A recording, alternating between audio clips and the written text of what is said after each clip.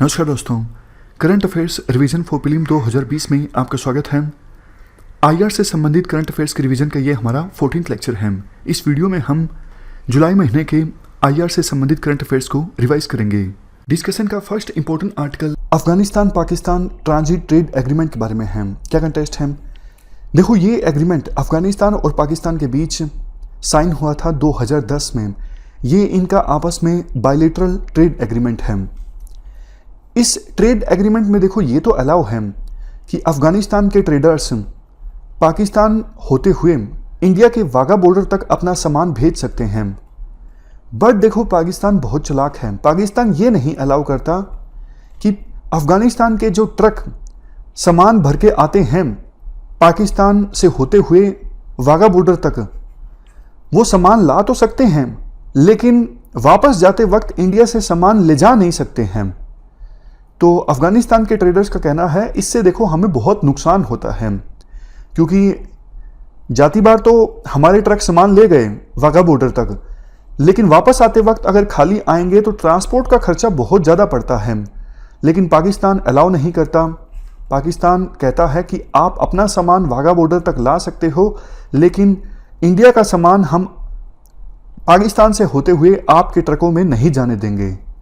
ये हमने article discuss किया Afghanistan Pakistan transit trade agreement के बारे में। चलते हैं आगे। आर्टिकल छबार रेल लाइन के बारे में है। वैसे तो देखो, एडिटोरियल के डिस्कशन में हमने ये इशू ऑलरेडी डिस्कस कर लिया है, लेकिन प्रीलिम पर्सपेक्टिव से भी ये काफ़ी ज़्यादा इंपॉर्टेंट है, तो फिर से प्रीलिम पर्सपेक्टिव से रिवाइज कर लेते हैं। देखो, 2016 में एक ट्राइलेटरल एग्रीमेंट साइन हुआ था इंडिया, ईरान और अफगानिस्तान के बीच। और इस ट्राइलेटरल एग्रीमेंट में वैसे तो काफ़ी सारी चीज़ें डिसाइड हुई थी, लेकिन एक ये थी कि इंडियन रेलवेज कंस्ट्रक्शन लिमिटेड यानी IRCON इंडियन रेलवेज के साथ मिलके चबार पोर्ट से लेके जेडान तक एक रेल लाइन इस्टेब्लिश करेगा। इस रेल लाइन की टोटल लेंथ होगी 628 किलोमीटर। बट देखो, 4 साल पूरे हो गए, अभी तक हमने इस रेल लाइन पर काम स्टार्ट नहीं किया है।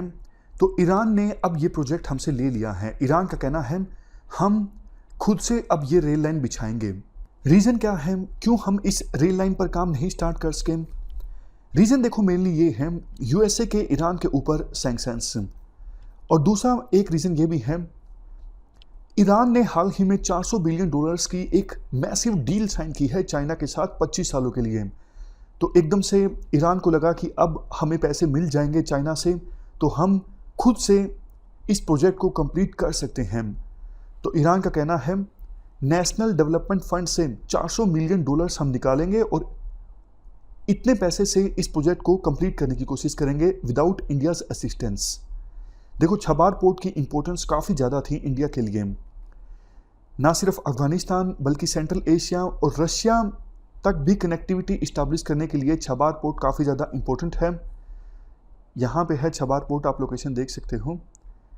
जरांज अफगानिस्तान में है। जरांज डेलाराम हाईवे हमने बनवाया है, और डेलाराम से ये गारलैंड हाईवे जुड़ता है जो पूरे अफगानिस्तान में कनेक्टिविटी इस्टेब्लिश करता है। पाकिस्तान के साथ हमारे रिलेशन अच्छे नहीं हैं, तो छबार पोर्ट के थ्रू होते हुए अफगानिस्तान को हम एक्सेस कर सकते हैं। और ज़्यादा बारीकी से डिटेल डिस्कस करें, ये देखो गल्फ ऑफ ओमान में है। अगर मैपिंग से संबंधित क्वेश्चन UPSC के द्वारा पूछ लिया जाता है, गल्फ ऑफ ओमान में है छबार पोर्ट, और पाकिस्तान के ग्वादार पोर्ट जिसे चाइना के द्वारा डेवलप किया जा रहा है, इससे इसकी दूरी सिर्फ 72 किलोमीटर है। तो स्ट्रेटेजिक इंपॉर्टेंस छबार पोर्ट की काफ़ी ज़्यादा है, और ईरान का ये ओनली ओशियानिक पोर्ट है। छबार पोर्ट के अंदर 2 अलग अलग पोर्ट हैं, एक शाहिद बेहेस्ती और दूसरा शाहिद कलांत्री। चलते हैं आगे। नेक्स्ट आर्टिकल काटसा एक्ट से संबंधित है, यानी countering America's adversaries through sanctions act. ये देखो USA का एक्ट है। USA का इस एक्ट का मकसद ये है USA के जो एनिमी कंट्रीज हैं, दुश्मन देश, for example Russia, north Korea, Iran, इन देशों के अगेंस्ट सैंक्शंस लगाना। ना सिर्फ इन देशों के अगेंस्ट, बल्कि अगर कोई देश इन देशों की कंपनीज के साथ ट्रेड करना जारी रखता है तो उनके खिलाफ भी सैंक्शंस लगाना। अब देखो, दिक्कत ये है हम रशिया से S-400 missile defence system purchase कर रहे हैं, तो यूएसए ने अपने अलाइ कंट्रीज इंक्लूडिंग इंडिया को ये बोला है कि आप रशिया के साथ, रशिया की ऑयल कंपनीज के साथ या फिर डिफेंस कंपनीज के साथ ट्रांजैक्शंस करना बंद कीजिए। तो इंडिया के ऊपर दबाव है। एक तरफ हमें S-400 मिसाइल डिफेंस सिस्टम की आवश्यकता है क्योंकि चाइना के साथ हमारी टेंशंस चल रही हैं, और दूसरा देखो, ना भी चल रही होती तो यूएसए के दबाव में आके अगर हम रशिया से S-400 मिसाइल डिफेंस सिस्टम नहीं परचेज करते तो इससे इंडिया और रशिया रिलेशंस के खराब होने का खतरा बना रहता। यूएसए ने पहले भी दबाव डाला था, लेकिन यूएसए के दबाव को इग्नोर करते हुए हमने रशिया के साथ ये डील साइन की, और अब एक बार फिर से यूएसए ने हमें बोला है कि रशिया के साथ आप ट्रांजैक्शंस करना बंद कीजिए। तो इंडिया की फॉरेन पॉलिसी के सामने एक चैलेंज है, बैलेंस इस्टेब्लिश किया जाए, एक तरफ यूएसए दूसरी तरफ रशिया के बीच। चलते हैं आगे। नेक्स्ट आर्टिकल इकोसोक के बारे में है, United Nations economic and social council. क्या कंटेस्ट है? देखो, यूनाइटेड नेशंस की 75वीं एनिवर्सरी पर प्रधानमंत्री मोदी एक वर्चुअल एड्रेस संबोधित करेंगे United Nations economic and social council को बधाई देने के लिए। कब ये सेशन ऑर्गेनाइज होगा? 17 जुलाई को। देखो, यूएन चार्टर ने इस्टेब्लिश किया था इकोसोक को 1945 में। यूएन के जो 6 मेन ऑर्गन्स हैं उनमें से एक है इकोसोक। मेंबर्स की बात करें, टोटल मेंबर्स होते हैं इकोसोक में 54, जिनको इलेक्ट किया जाता है जनरल असेंबली के द्वारा और जिनकी टर्म होती है 3 साल की। फंक्शंस क्या परफॉर्म किए जाते हैं इकोसोक के द्वारा? देखो, यूएन की कॉन्फ्रेंसेस में या फिर समिट्स में जो चीज़ें डिसाइड होती हैं उनका फॉलो अप लिया जाता है इकोसोक में। जैसे अगर मान लीजिए कोई गोल डिसाइड हुआ है या फिर विभिन्न देशों ने कुछ कमिटमेंट की है, कैसे उस गोल को अचीव किया जाए, उससे संबंधित डिबेट की जाती है, इनोवेटिव थिंकिंग, कंसेंसस बनाने की कोशिश की जाती है। ये सब कुछ होता है इकोसोक की मीटिंग्स में। जो इकोसोक का एनुअल हाई लेवल सेगमेंट होता है उसमें 2 चीज़ें होती हैं। एक हाई लेवल पॉलिटिकल फोरम, ये पॉलिटिकल लीडरशिप को गाइडेंस प्रोवाइड करता है, रिकमेंडेशंस देता है, सस्टेनेबल डेवलपमेंट गोल को कैसे अचीव किया जा सकता है, और सस्टेनेबल डेवलपमेंट गोल से संबंधित जो कमिटमेंट्स हैं उनको इम्प्लीमेंट करने से संबंधित प्रोग्रेस को भी रिव्यू किया जाता है। इसके अलावा दूसरी चीज़ है डेवलपमेंट कोऑपरेशन फोरम। ये डेवलपमेंट कोऑपरेशन में प्रोग्रेस, इस काउंसिल में देखो ऑलमोस्ट 1600 के आसपास एनजीओज को कंसल्टेटिव स्टेटस मिला हुआ है यूएन के काम में पार्टिसिपेट करने के लिए। चलते हैं आगे। Next article global fund for AIDS, TB and malaria के बारे में है। क्या कंटेस्ट है? काफ़ी सारे वल्नरेबल ग्रुप्स जैसे सेक्स वर्कर्स, ट्रांस पर्सन्स या फिर HIV एड्स से पीड़ित जो लोग हैं उन्होंने पिटीशन फाइल की है global fund for AIDS, TB and malaria के पास कि इस महामारी के समय में हमारा जो लाइवलीहुड है वो छिन गया है, आप हमारी मदद कीजिए। हम इस फंड के बारे में बेसिक इंफॉर्मेशन डिस्कस कर लेते हैं। ये फंड इस्टेब्लिश किया गया था 2002 में as a partnership between governments, civil society, private sector और इन डिजीज से प्रभावित जो लोग हैं उनके बीच। समझ गए? मतलब ये फंड अलग काफी सारे स्टेक होल्डर्स ने मिलकर इस्टेब्लिश किया है, governments, civil society, private sector और इन डिजीज से प्रभावित लोगों के द्वारा। एम क्या है? एम ये है HIV एड्स, ट्यूबरक्लोसिस, मलेरिया, इनकी जो महामारी है उसे समाप्त करना और इसके लिए पैसा इकट्ठा करना ताकि इन डिजीज को मैनेज किया जा सके, खत्म किया जा सके। इस फंड का हेडक्वार्टर जेनेवा, स्विट्जरलैंड में है। अब इन तीनों डिजीज के बारे में हम बेसिक इंफॉर्मेशन डिस्कस कर लेते हैं। सबसे पहले टीबी। ये देखो इन्फेक्शियस एयरबोर्न बैक्टीरियल डिजीज है। यूपीएससी इन कीवर्ड्स पे फोकस करती है प्रीलिम में कि ट्यूबरक्लोसिस किससे होता है, बैक्टीरिया से होता है, वायरस से होता है या फिर पैरासाइट से होता है। तो ये बैक्टीरिया से होता है। कौन से बैक्टीरिया से? Mycobacterium tuberculosis. मलेरिया की बात करें, ये डिजीज पैरासाइट से होता है। पैरासाइट का नाम है प्लाज्मोडियम पैरासाइट और ये फीमेल एनोफिलीज मॉस्किटोज के काटने से इन्फेक्ट होता है एक पर्सन से दूसरे पर्सन में। सबसे लास्ट में बात करें HIV की, मतलब ह्यूमन इम्यूनोडेफिशिएंसी वायरस। ये देखो बॉडी के इम्यून सिस्टम को टारगेट करता है। बॉडी का जो इम्यून सिस्टम है यानी डिफेंस सिस्टम है बहुत ज्यादा कमजोर हो जाता है। एड्स का मतलब है acquired immune deficiency syndrome. HIV infection की मोस्ट एडवांस स्टेज जो है उसे कहा जाता है एड्स यानी एक्वायर्ड इम्यून डेफिशिएंसी सिंड्रोम। चलते हैं आगे। इंपॉर्टेंट आर्टिकल इस्तांबुल कन्वेंशन के बारे में है। क्या कंटेस्ट है? पोलैंड ने डिसाइड किया है कि हम अब इस कन्वेंशन से विड्रॉ कर लेंगे। है क्या ये कन्वेंशन?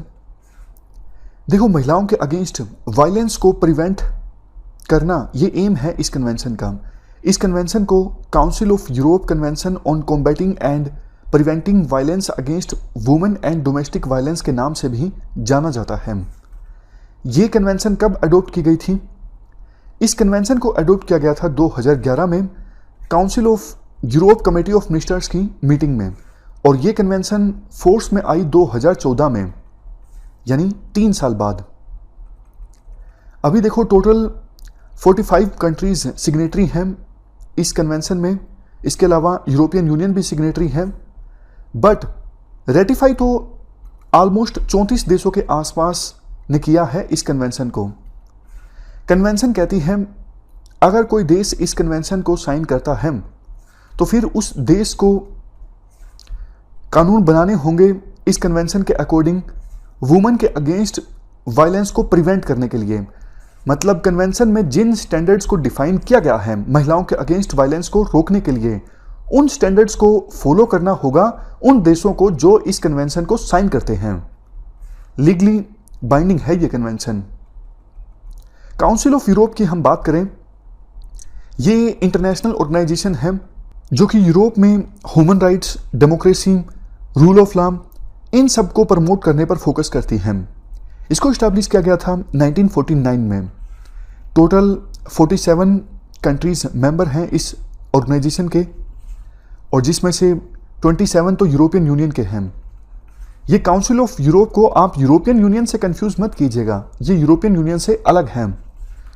और अगर एक क्वेश्चन आपके दिमाग में ये आया हो, क्या इस्तांबुल कन्वेंशन में इंडिया भी सिग्नेटरी है या फिर नहीं है? इसका आंसर क्लियरली नो है, क्योंकि यूरोप के कंट्रीज मेंबर हैं, सिग्नेटरी हैं इस कन्वेंशन में। चलते हैं आगे। अगला आर्टिकल हमारा इंटरनेशनल थर्मोन्यूक्लियर एक्सपेरिमेंटल रिएक्टर के बारे में है। क्या कंटेक्स्ट है? ये रिएक्टर देखो 2010 में बनना स्टार्ट हुआ था, तब से लेके आज तक ये रिएक्टर बन ही रहा है। और अब कंटेक्स्ट ये है, असेंबली फेज में ये रिएक्टर एंटर कर चुका है। इस इंटरनेशनल थर्मोन्यूक्लियर एक्सपेरिमेंटल रिएक्टर में न्यूक्लियर फ्यूजन की सहायता से एनर्जी जनरेट की जाएगी। आमतौर पे देखो जो न्यूक्लियर रिएक्टर्स होते हैं उसमें न्यूक्लियर फिजन प्रोसेस होता है, न्यूक्लियर फ्यूजन नहीं होता। अब आपके माइंड में आया होगा डिफरेंस क्या है न्यूक्लियर फिजन और न्यूक्लियर फ्यूजन के बीच में। देखो फिजन में तो सिंपल ये होता है, कोई अनस्टेबल मान लीजिए यूरेनियम का आइसोटोप है, इससे न्यूट्रॉन टकराएगा और ये एटम 2 एटम्स में कन्वर्ट हो जाएगा, मतलब स्प्लिट हो जाएगा ये एटम, और इस प्रोसेस में एनर्जी रिलीज होगी। जबकि न्यूक्लियर फ्यूजन में ठीक इनसे उल्टा होता है। न्यूक्लियर फ्यूजन में क्या होता है, 2 या फिर 2 से अधिक लाइटर एटम्स मिलके एक बड़ा सारा एटम बनाते हैं और इस प्रोसेस में एनर्जी रिलीज होती है।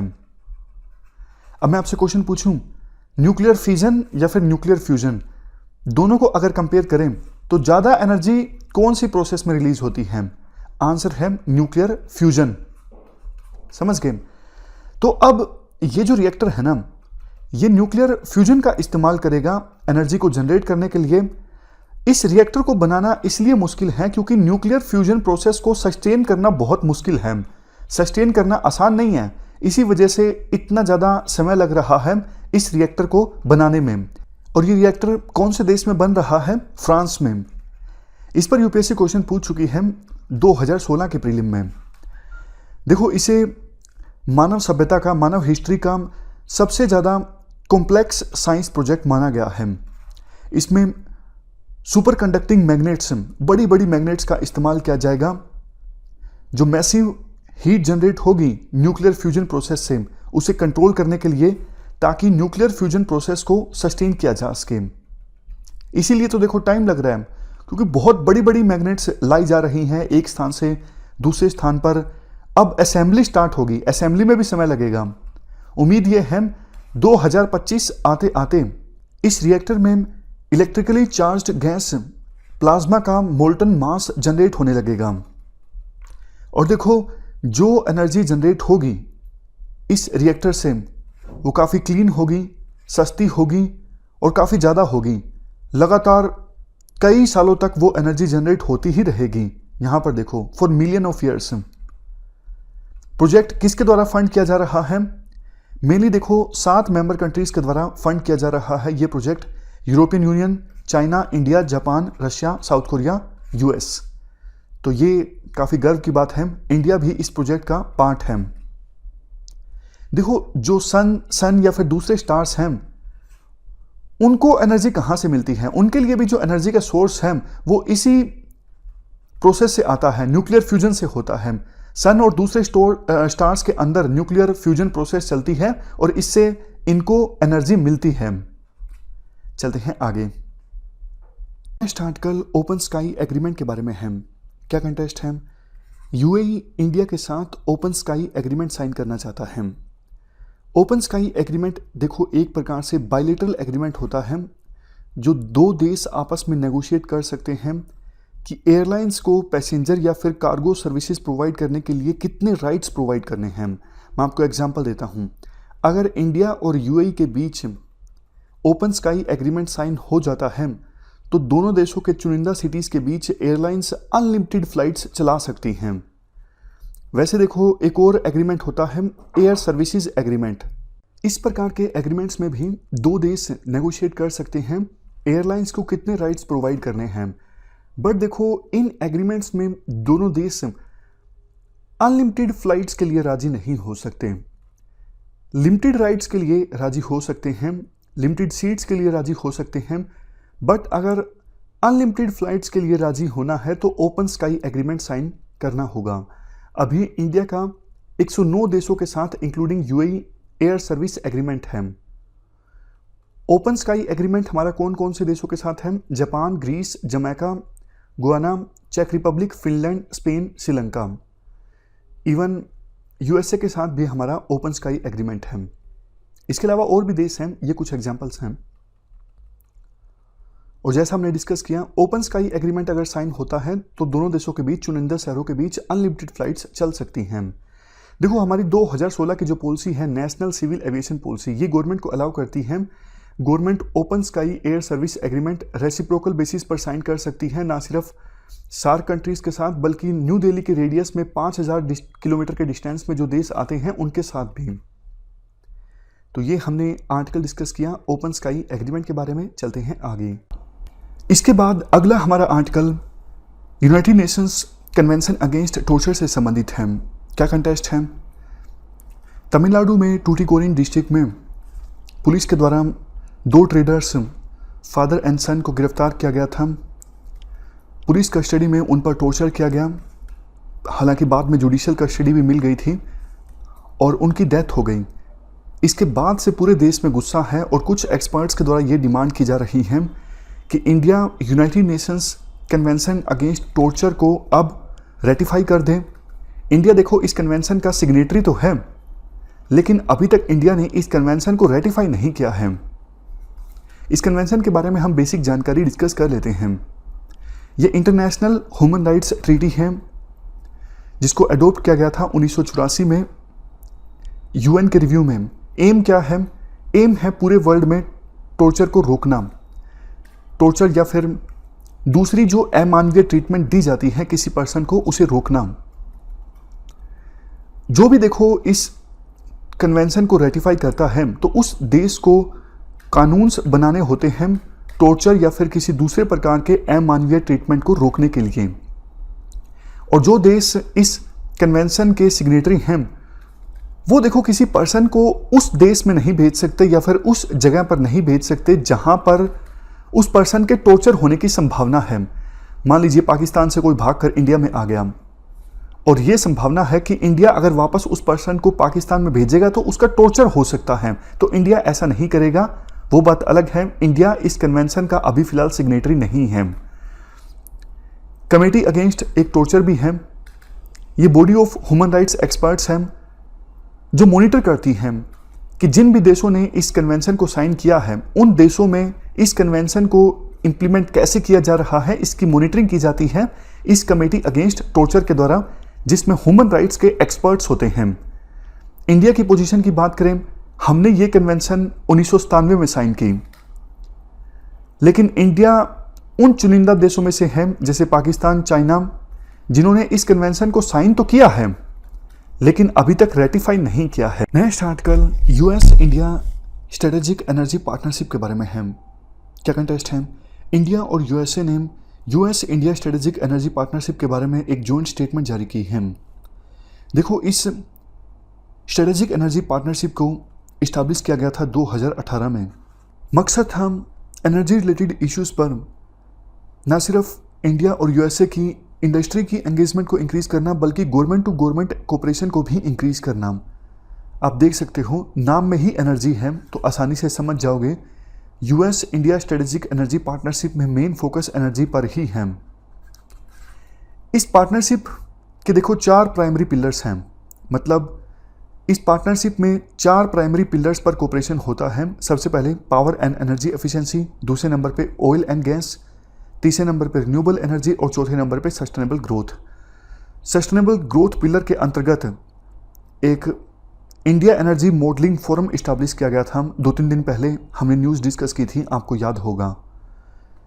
अब देखो कुछ और इम्पोर्टेंट इनिशिएटिव्स के बारे में डिस्कस कर लेते हैं जो इंडिया और यूएसए ने मिलकर चलाए हैं एनर्जी से संबंधित। सबसे पहले है पेस, मतलब partnership to advance clean energy. ये लॉन्च किया गया था 2009 में इंडिया और यूएस के द्वारा मिलकर, ताकि लो कार्बन ग्रोथ को एक्सेलरेट किया जा सके। कैसे? क्लीन एनर्जी से संबंधित जो टेक्नोलॉजीज हैं उनको डिप्लॉय करके, उनसे संबंधित रिसर्च को सपोर्ट करके। Next, hydrogen task force. ये देखो पब्लिक प्राइवेट इनिशिएटिव है जिसे लॉन्च किया गया था इंडिया और यूएसए के द्वारा मिलके, ताकि ऐसी टेक्नोलॉजीज को डेवलप किया जाए जिनसे रिन्यूएबल एनर्जी के सोर्सेज से या फिर फॉसिल फ्यूल के सोर्सेज से हाइड्रोजन गैस को प्रोड्यूस किया जा सके। इसके बाद नेक्स्ट है सोलर डीकैथलॉन। 2 देशों ने, मतलब इंडिया और यूएसए ने एक एमओयू साइन किया था इंडिया के पहले सोलर कैथलॉन को लेके। कब? 2021 में। इसमें क्या होगा, कॉलेज लेवल पे ये कंपटीशन ऑर्गेनाइज होगा ताकि नेक्स्ट जनरेशन प्रोफेशनल्स को बिल्ड किया जा सके। ऐसे प्रोफेशनल्स जो रिन्यूएबल एनर्जी से पावर्ड हाई एफिशिएंसी बिल्डिंग्स को डिज़ाइन कर सकें। समझ गए? सिंपल भाषा में बात करें, ऐसे प्रोफेशनल्स को तैयार करना जो इस प्रकार के बिल्डिंग्स डिज़ाइन करें या फिर बिल्ड करें जो रिन्यूएबल एनर्जी से चलती हों, और इसी के लिए ये कंपटीशन ऑर्गेनाइज किया जाएगा इंडिया और यूएसए के द्वारा मिलकर। इसके बाद है रेज। रेज का मतलब है retrofit of air conditioning to improve air quality for safety and efficiency. ये जॉइंट इनिशिएटिव है यूएस एड और एनर्जी एफिशिएंसी सर्विसेज लिमिटेड का। फोकस है healthy and energy efficient buildings पर। सबसे लास्ट में है South Asia women in energy platform. मकसद इस प्लेटफॉर्म का ये है वुमेन एम्पावरमेंट को प्रमोट करना और जेंडर सेंसिटाइजेशन पर ध्यान देना एनर्जी सेक्टर में साउथ एशिया रीजन में।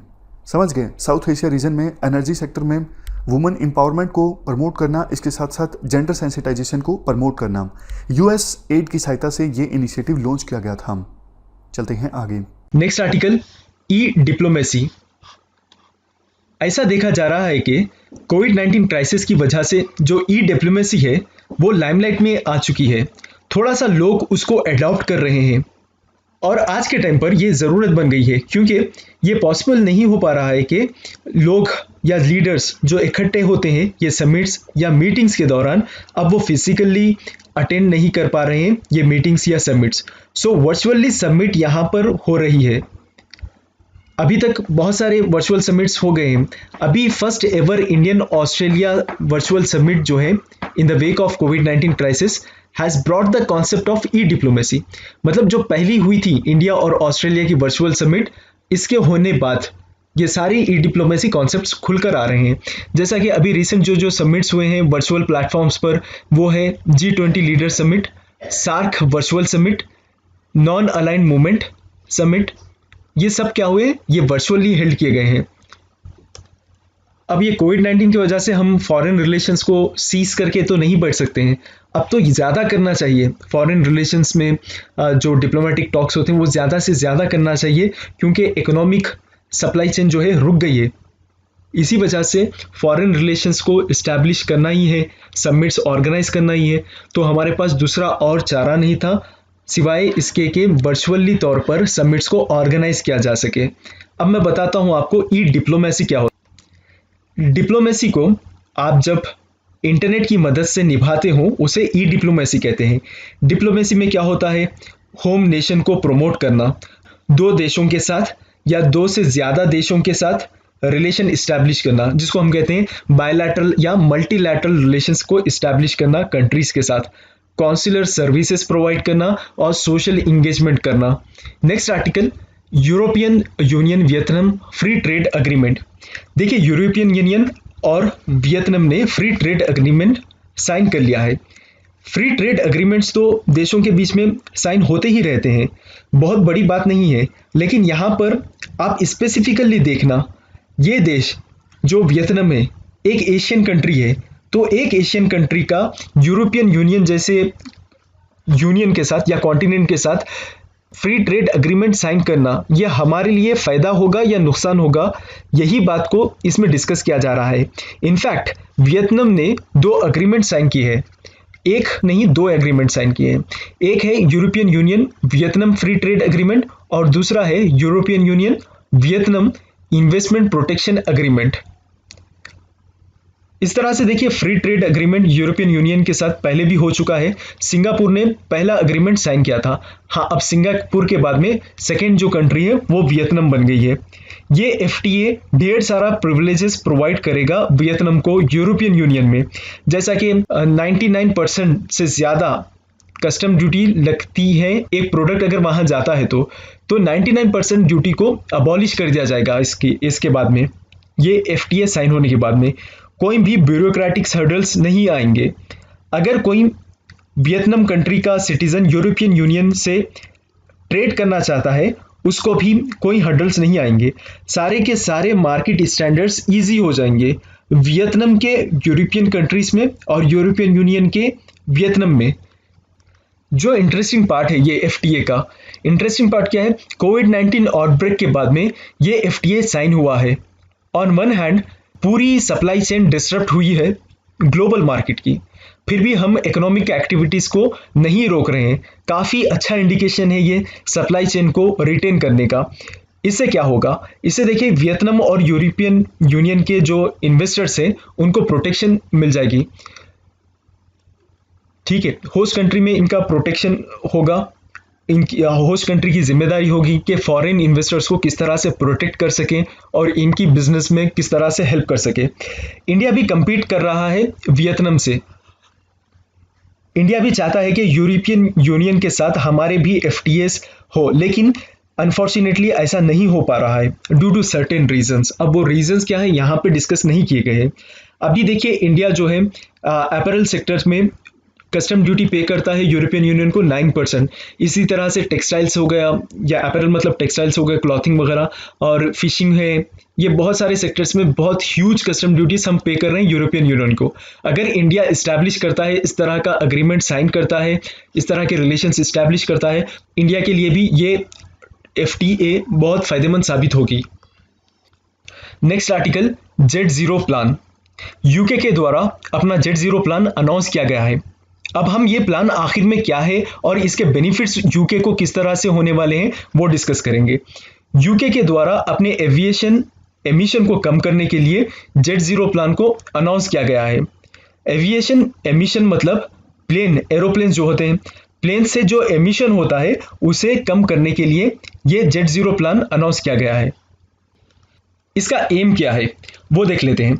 ये प्लान के पीछे इनका मोटिव ये है कि ग्रीन गैस एमिशन को कम किया जाए।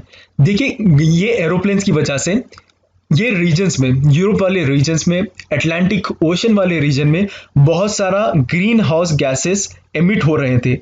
अब ये कुछ ना कुछ तो करना चाहिए इसके लिए, उसको कम करने के लिए, इसलिए इन्होंने लॉन्च किया, इन्होंने अनाउंस किया है जेट जीरो प्लान। अब इसमें क्या होगा वो हम आगे देखते हैं। अब ये इतना जान लीजिए, ये प्लान के पीछे इनका मोटिव ये है कि ग्रीन गैस एमिशन को कम किया जाए। मतलब एरोप्लेन की वजह से ग्रीन हाउस गैसेस इनके एयर में बढ़ी जा रही थी, उन्हें कहीं ना कहीं कम किया जाए ताकि इनकी जो ट्रांस अटलांटिक फ्लाइट्स रहते हैं, यहाँ है trans Atlantic flights. Trans Atlantic flights यानी ये फ्लाइट्स अटलांटिक ओशन में घूम रहे हैं।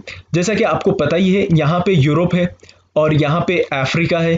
अगर वर्ल्ड मैप इमेजिन कर रहे हो आप तो यहाँ पे नॉर्थ अमेरिका है, यहाँ पे साउथ अमेरिका है। अब यहाँ पे बीच में जो आता है वो होता है अटलांटिक ओशन। जो भी अटलांटिक ओशन में फ्लाइट्स घूमते हैं उन्हें ट्रांस अटलांटिक फ्लाइट्स कहते हैं। हाँ, तो ताकि इनकी जो ट्रांस अटलांटिक फ्लाइट्स हैं उन्हें कार्बन फ्री डिक्लेयर किया जाए, इसीलिए इन्होंने जेट जीरो प्लान को अनाउंस किया है। अब इतना ही नहीं, अब ये जेट जीरो प्लान को अचीव करने के लिए यूके के द्वारा एक जेट जीरो काउंसिल को भी इस्टेब्लिश किया गया है, ताकि जल्द से जल्द, यहाँ है जेट जीरो काउंसिल, ताकि जल्द से जल्द ये प्लान को इंप्लीमेंट किया जा सके। और ये जेट जीरो काउंसिल है, उसमें एविएशन सेक्टर के लीडर्स, एनवायरनमेंट ग्रुप्स के लीडर्स और गवर्नमेंट के लीडर्स होंगे, जो एडवाइजेस देंगे, सजेशंस देंगे कि किस तरह से हम इसको कम कर सकते हैं। और इस काउंसिल में ये बोला गया है कि फ्यूचर फ्लाइट्स में नेट जीरो एमिशन जल्द से जल्द हासिल करना होगा। यूके की गवर्नमेंट फंड भी कर रही है वेलोसिस को। वेलोसिस जो कि एक एविएशन बायोफ्यूल्स मेकिंग कंपनी है, बायोफ्यूल्स बनाती है एविएशन का। ये एविएशन माने एरोप्लेन्स, ओके। तो ये यूके सपोर्ट कर रही है कि एक बड़ा सा जेट बायोफ्यूल प्लांट बना सके लिंकॉनशायर में। लिंकॉनशायर एक जगह का नाम है जो यूके में होती है। तो मकसद क्या है? मकसद यही है कि नेट जीरो एमिशन को अचीव करना है, means doing away with fossil fuels को और अदर सोर्सेस ऑफ एमिशंस जो भी होते हैं, वेरेवर पॉसिबल इन लोगों को हटा के जो भी एमिशन नहीं क्रिएट कर सके, एमिशन को ऑब्जर्व कर सके, इस तरह की टेक्नोलॉजी लेकर आना है। यही मकसद है जेट जीरो प्लान का। Next article, unique twin summit. देखिए वर्ल्ड इकोनॉमिक फोरम की समिट होने वाली है जनवरी 2021 में दाओस में। आपको पता ही है दाओस कहाँ पे आता है, स्विट्जरलैंड में आता है दाओस, और इसकी थीम होगी द ग्रेट रिसेट। और ये वर्ल्ड इकोनॉमिक फोरम ने ये अडॉप्ट किया है कि ये न्यू ट्विन समिट फॉर्मेट होगी 2021 में, जहाँ पे वर्ल्ड के लीडर्स कनेक्ट होंगे एक दूसरे के साथ, इन पर्सन भी होंगे और वर्चुअल भी होंगे। इन पर्सन यानी थोड़े लोगों को फिजिकली बुलाया जाएगा और थोड़े लोगों से वर्चुअल डायलॉग्स इस्टेब्लिश की जाएगी, और थीम द ग्रेट रीसेट होगी इसकी। क्योंकि अभी तो कोविड-19 से निकले हैं, इसलिए रीसेट बता रहा है। होपफुली दिसंबर तक 0 केसेस होंगे। ग्रेट समिट में वर्ल्ड के रिचेस्ट लोग और पावरफुल लोग आएंगे। 400 हब्स ग्लोबली कनेक्ट किए जाएंगे और सारी चीज़ ऑनलाइन होगा, एक इस्टेब्लिश किया जाएगा नेटवर्क, उसके ऊपर होगा। ये वही बताया जा रहा है इस डिस्कशन में। तो इस डिस्कशन में फिलहाल इतना ही है। Thank you very much for discussion.